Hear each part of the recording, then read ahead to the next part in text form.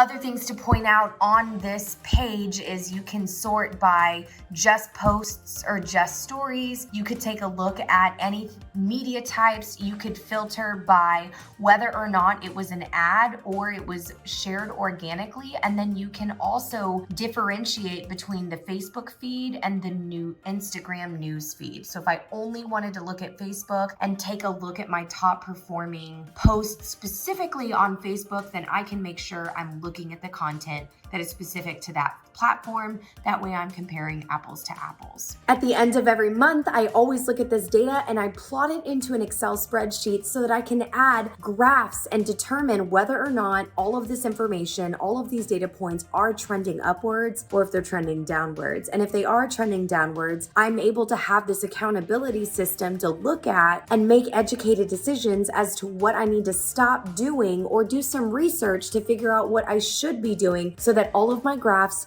are trending upwards. If you are going to take the time to create and have a social media presence, then we want to make sure that we're doing it in a way where it's actually growing and producing the results that we're looking for, which is ultimately reach and engagement. If you have any questions about how to do this specifically for your social media presence, let me know in the comments below or send me a DM.